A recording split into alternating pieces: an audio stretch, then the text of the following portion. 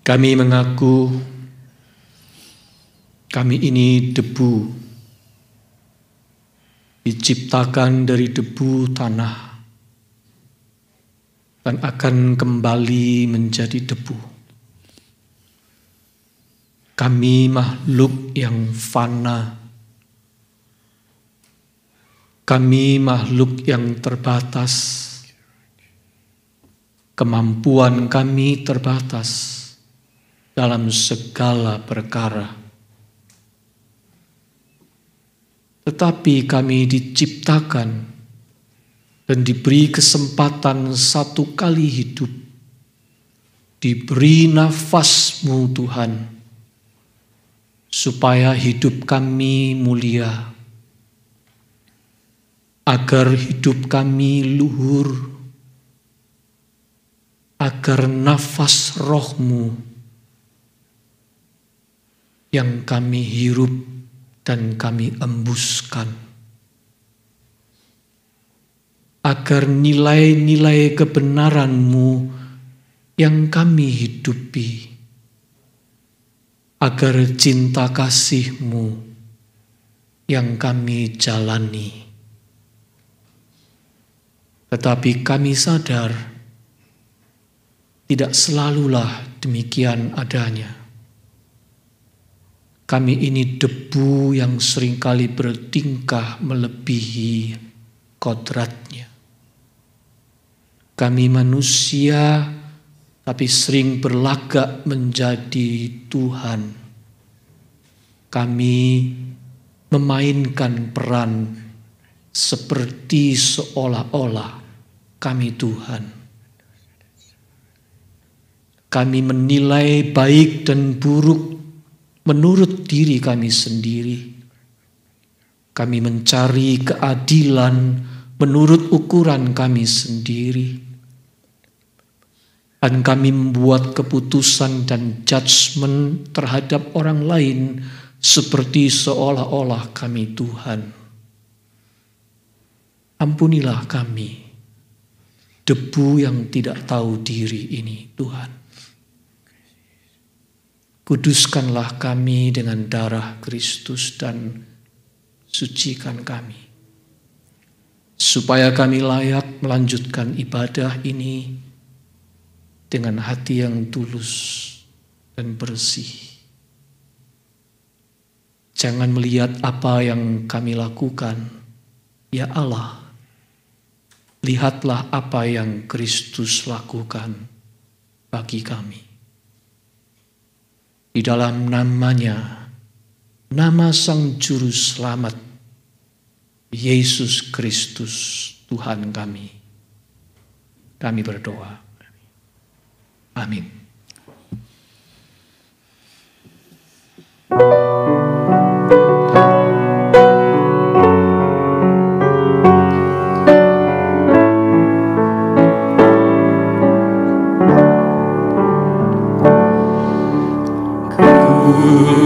Kulihat salib-Mu, ya Juru Selamat-Ku, di Golgota.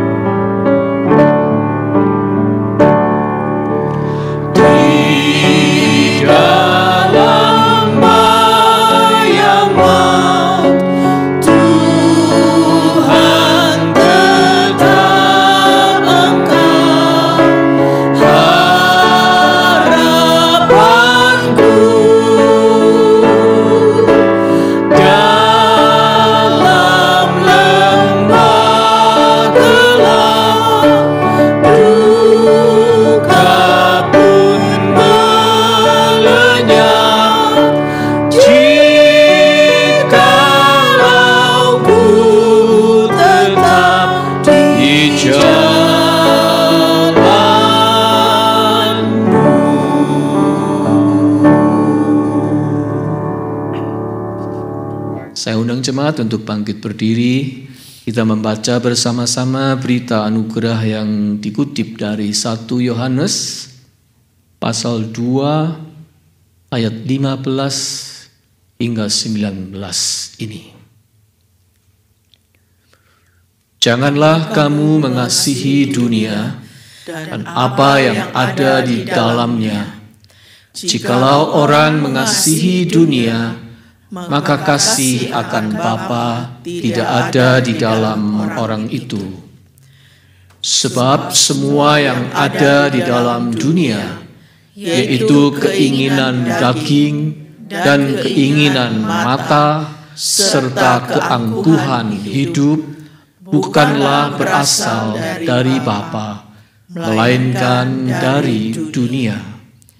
Dan dunia ini sedang lenyap dengan keinginannya, tetapi orang yang melakukan kehendak Allah tetap hidup selama-lamanya.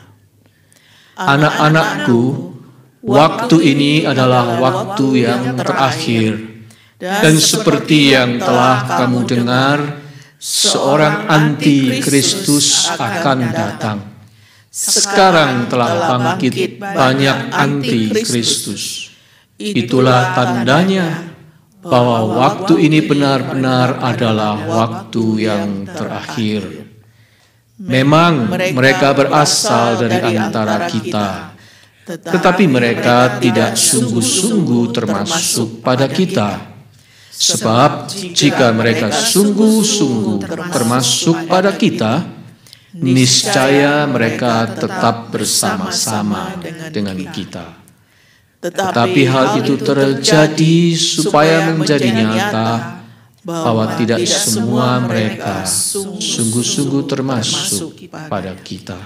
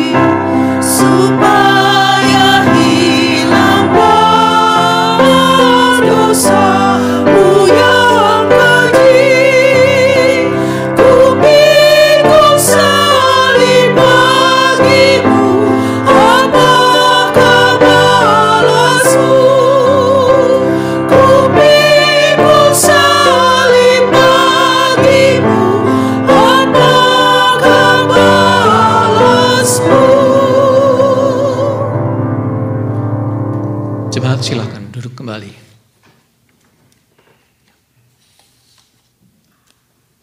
Mari kita minta Roh Kudus menerangi hati kita supaya kita bisa melihat cahaya kebenaran yang dipancarkan dari firman Allah. Roh Kudus, Engkau roh kebenaran. bersinarlah di dalam lubuk hati kami, supaya kami bisa melihat dengan hati, mencerna dengan kesadaran, menghayati dengan seluruh keberadaan firman Tuhan, pesan Tuhan yang disampaikan kepada kami melalui pemberitaan firman Tuhan. Biarlah baik kami yang berdiri menyampaikannya, maupun kami yang duduk mendengarkan sebagai umat-Mu, kami semua diperlengkapi oleh Roh-Mu, supaya kami bukan hanya sanggup memberitakan dan mendengarkan, namun terlebih daripada itu menjalankan firman-Mu itu di dalam hidup kami. Terpujilah nama-Mu, ya Allah Bapa, Putra dan Roh Kudus. Amin.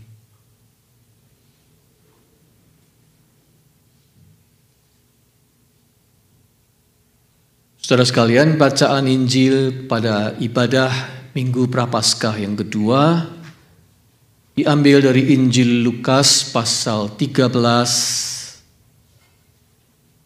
ayat 31 sampai dengan 35. Saya undang jemaat berdiri selama pembacaan kitab suci ini. Pada waktu itu, datanglah beberapa orang Farisi dan berkata kepada Yesus, "Pergilah, tinggalkanlah tempat ini, karena Herodes hendak membunuh engkau."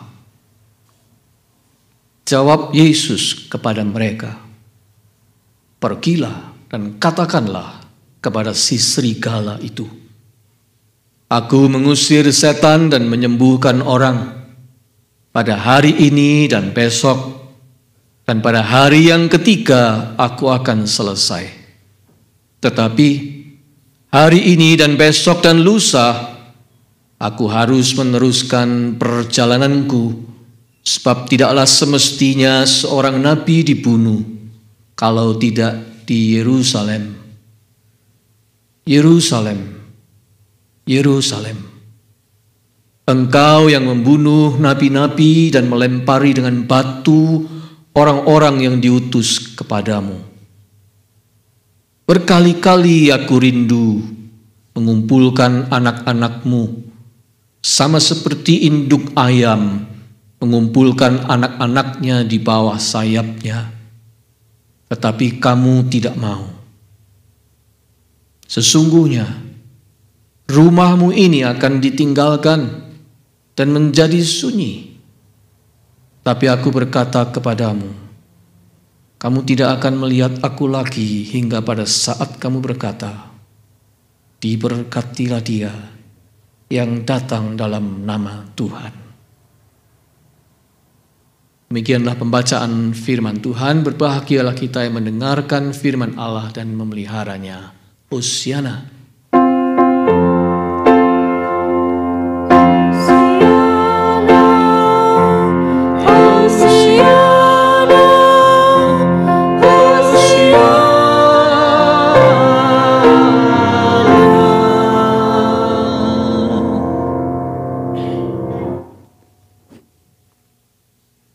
Jemaat silakan duduk kembali.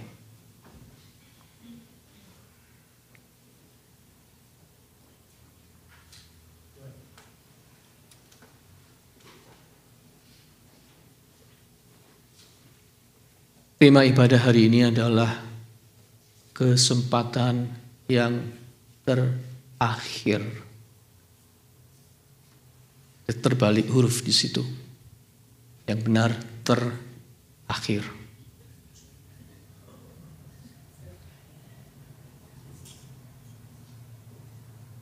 Saudara-saudara, terus terang,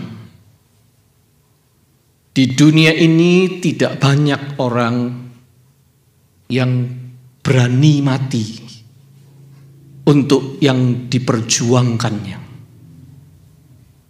berani mati untuk sebuah perjuangan. Hanya orang-orang tertentu yang berani menanggung risiko itu.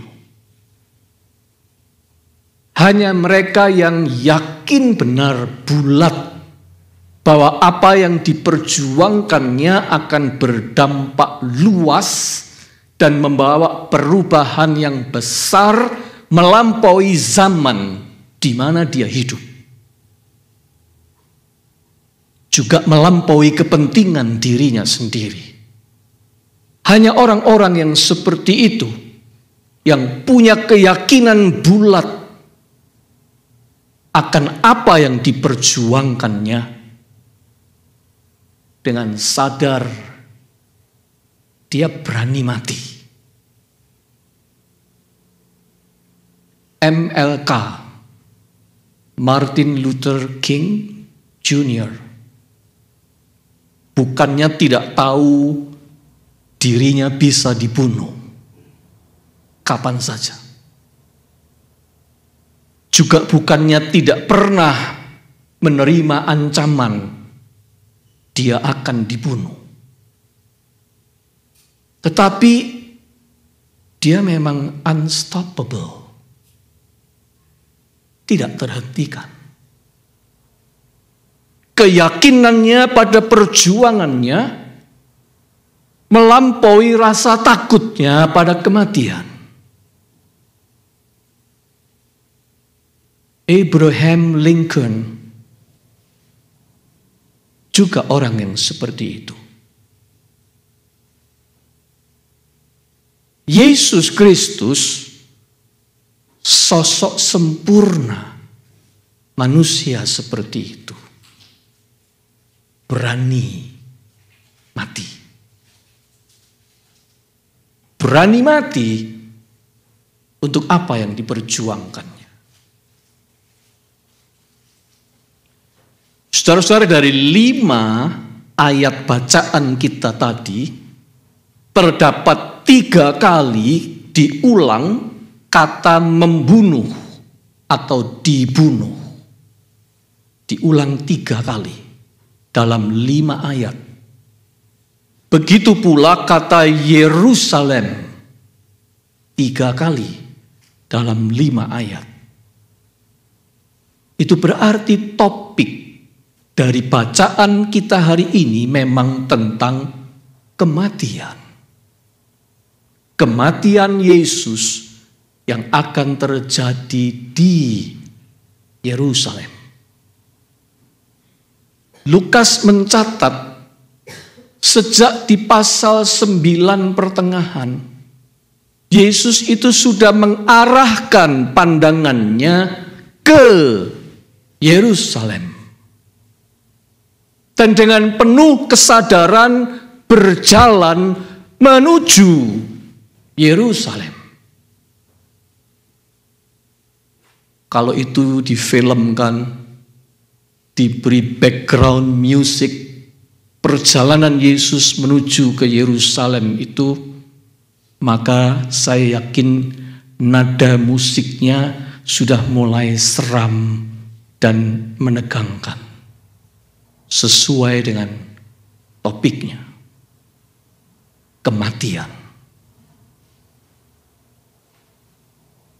Saudara sekalian,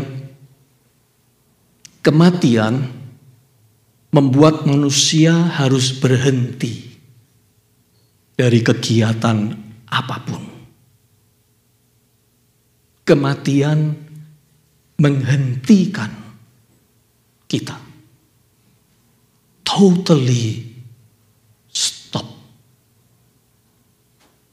Dan membuat semua kesempatan sebelumnya menjadi kesempatan yang terakhir. Sebab sesudah itu, sesudah kematian happened, semua akan berakhir. Semua akan berhenti. Itu sebabnya, jika ada orang mau menghentikan aktivitas orang lain yang dia tidak sukai, yang dia tidak kehendaki, kalau dia mau menghentikannya, ya orang itu mesti dimatikan, dibunuh. Herodes atas siasat licik Herodias, istrinya, yang sangat membenci Yohanes Pembaptis, membunuh nabi pemberani itu, dipenggal kepalanya supaya berhenti.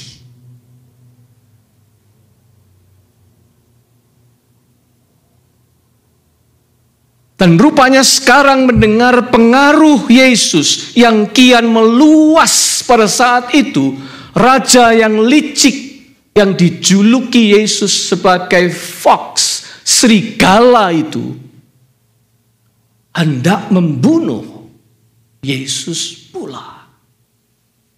Yesus pun ingin dihentikan untuk seterusnya. Orang-orang Farisi melihat kesempatan ini, dan mereka yang juga tidak menyukai Yesus, mereka datang pada Yesus menyampaikan ancaman sebetulnya. Pergilah, tinggalkan tempat ini, karena Herodes hendak membunuh engkau. Ayat 31. Orang-orang yang tidak menyukai apa yang Yesus lakukan berniat menghentikan dia. Jadi pada saat itu Yesus sedang mendengar suara-suara yang pesannya cuma satu. You better stop. You better stop, or we will stop you. Pesan itulah yang sampai ke telinga dan didengar oleh Yesus. Berhentilah.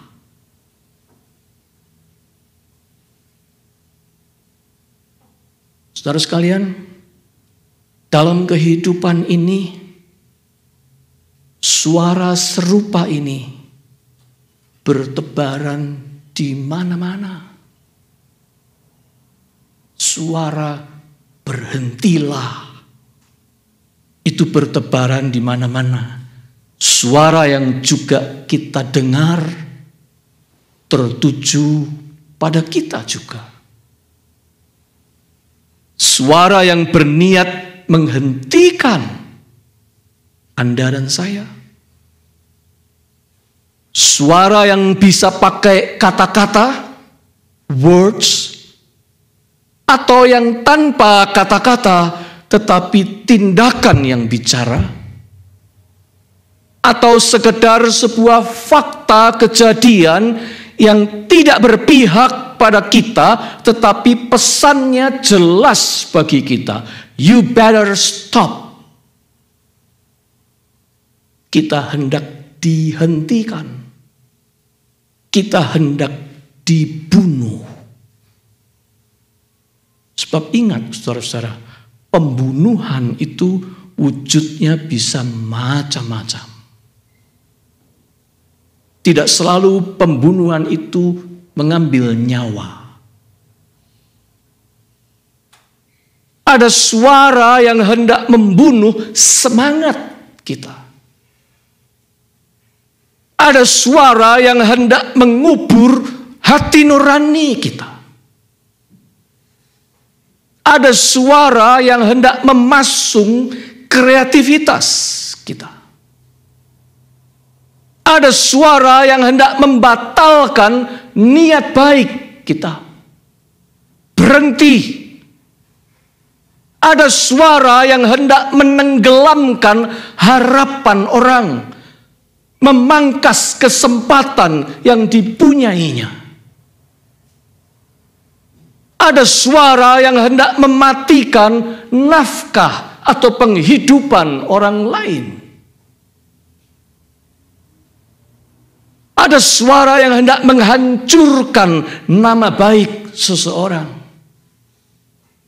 Ada suara bahkan yang hendak membunuh reputasinya, menghancurkan nama baik orang itu. Malah kita mengenal siasat jahat yang namanya pembunuhan karakter. Character assassination.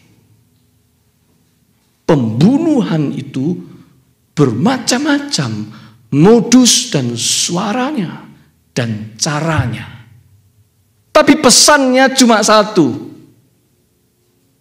yaitu berhentilah.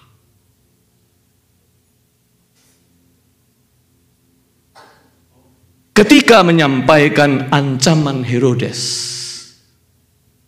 orang-orang Farisi hendak menyampaikan pesan begini, berhentilah Yesus dari semua aktivitasmu. Ini kesempatan terakhirmu, kami peringatkan, segera pergi menjauh dari Yerusalem. Hentikan langkahmu menuju ke sana. Stop. Itulah pesan yang disampaikan. Pertanyaan kita, bagaimana respon Tuhan Yesus? Bagaimana dia menanggapi itu? Berhentikah Yesus? Saudara-saudara, Alkitab menceritakan, disinilah Yesus menunjukkan His divine character, karakter ilahinya. Jawab Yesus kepada mereka, perhatikan ayat 32 dan 33. Pergilah, katakanlah kepada si serigala itu, aku mengusir setan dan menyembuhkan orang pada hari ini dan besok, dan pada hari yang ketiga aku akan selesai. Tetapi hari ini dan besok dan lusa aku harus meneruskan perjalananku, sebab tidaklah semestinya seorang nabi dibunuh kalau tidak di Yerusalem. Yesus tahu dan mengendalikan semuanya. Dia tidak bisa didikte oleh siapapun. Dia mengerjakan segalanya sesuai rencananya, sesuai dengan jadwalnya. Dia punya schedule sendiri. Sebab waktu dan kesempatan ada di dalam kendalinya. Kapan dia mulai, kapan dia bekerja, kapan dia berhenti, selesai, dia yang menentukan sendiri. Bukan siapapun yang lain. Bahkan Yerusalem itu adalah destination dari perjalanannya. Kematian adalah destiny yang menjadi tujuannya datang ke dunia. Tidak ada seorang pun yang bisa mengaturnya. Tidak ada pihak manapun yang bisa mengancamnya, mengintimidasinya, menakut-nakutinya, dan menghentikannya. Yesus itu unstoppable.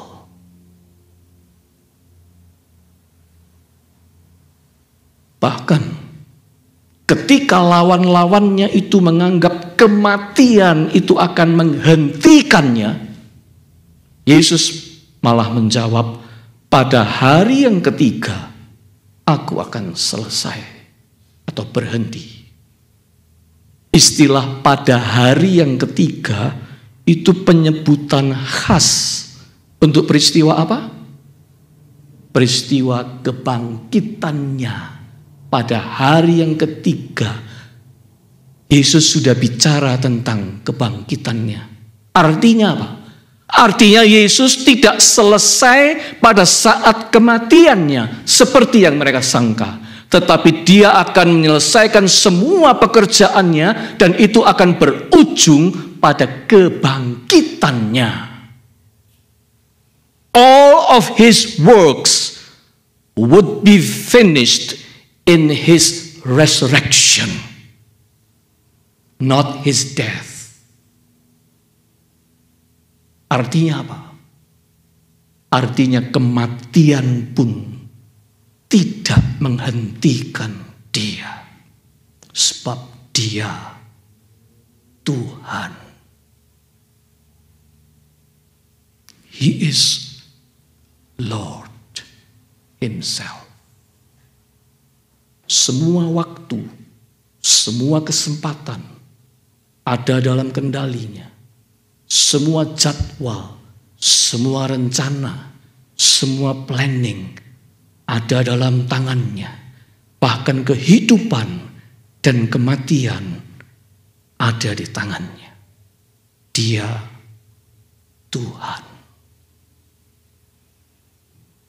Itulah Yesus, Tuhan yang Anda dan saya percayai, sembah, dan ikuti.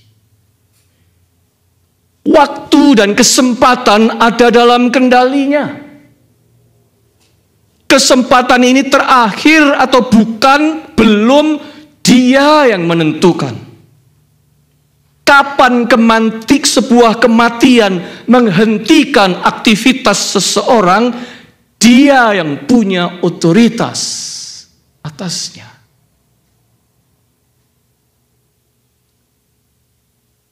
Saya pernah punya kenalan seseorang di Indonesia, seorang pria yang divonis hidupnya tinggal 8 bulan. Karena akibat dia mengidap penyakit terminal. Dokter sudah bilang, kamu cuma punya 8 bulan.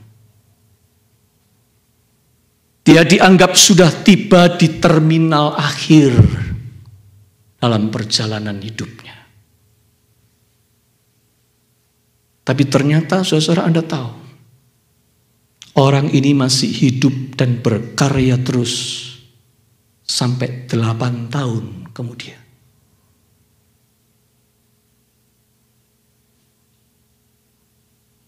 Sebab yang memegang kendali kesempatan dan waktu adalah Tuhan. Apabila Yesus berkata stop, tidak ada orang yang bisa melanjutkan terus. Tetapi apabila Yesus berkata belum saatnya stop, tidak ada orang yang bisa menghentikan. Peganglah prinsip ini di dalam hidup kita. Prinsip ini akan menolong dan menuntun kita untuk berserah sekaligus pantang menyerah.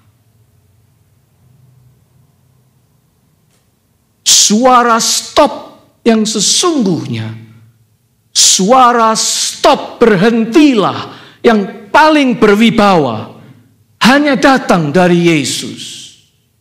Itu pesan yang kita dapat dari firman ini.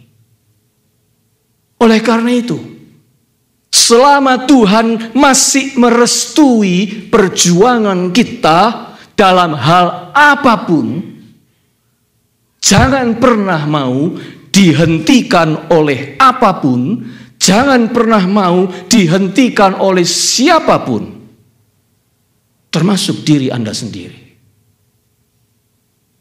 Saringlah baik-baik semua suara yang masuk di dalam pikiran kita, yang bisa melumpuhkan kita dan yang memerintahkan kita untuk menyerah dan berhenti saja. Saring baik-baik semua suara itu.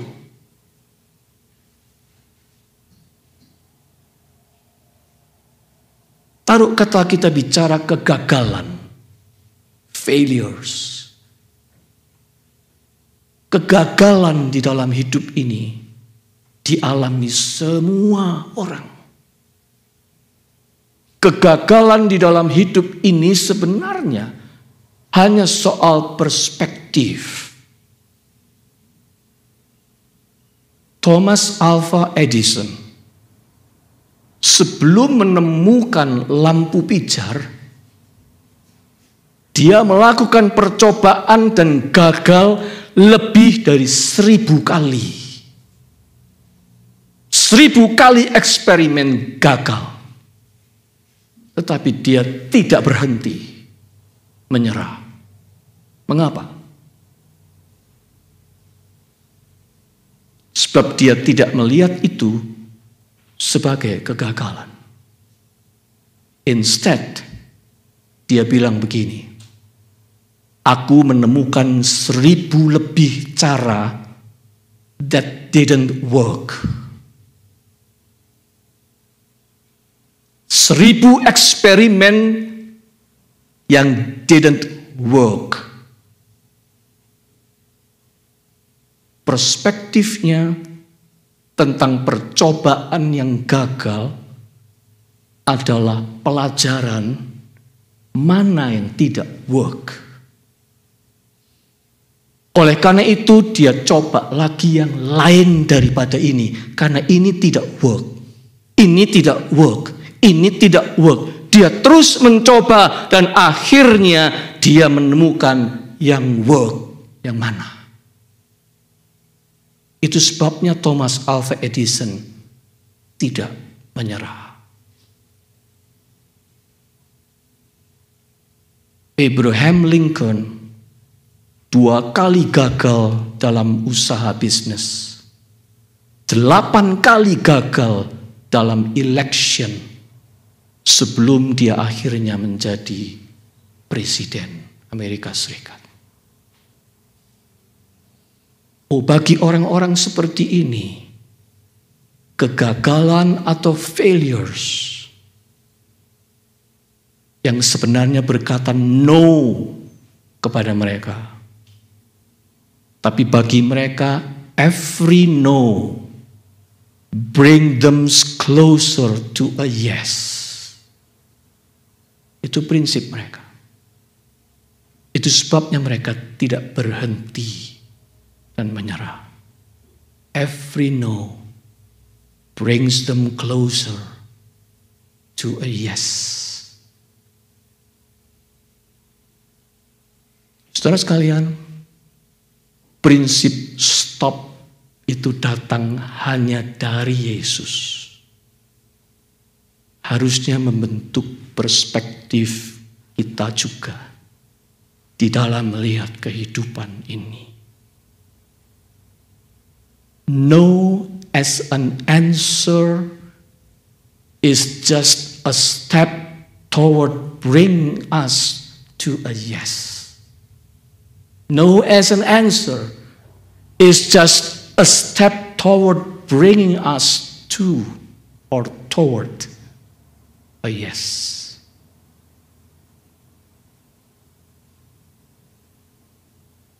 Harusnya kita punya perspektif yang berbeda kalau kita yakin yang bisa berkata stop yang paling berwibawa hanya Yesus.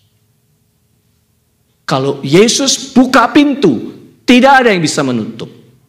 Kalau Yesus sudah tutup pintu, tidak ada yang bisa buka. Perspektif kita harusnya berbeda.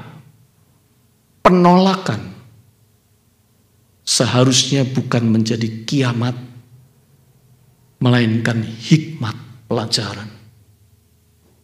Rejection itu sebuah lesson.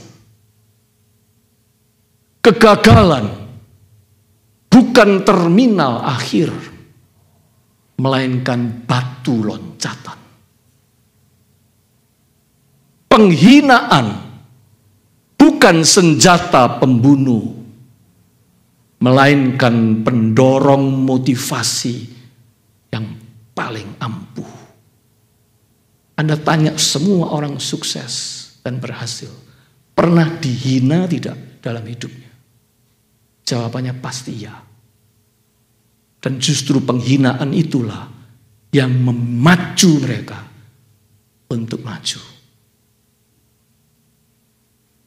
Kesukaran, hardship, bukan ancaman yang mematikan, melainkan bahan bakar yang menghidupkan perseverance, ketekunan.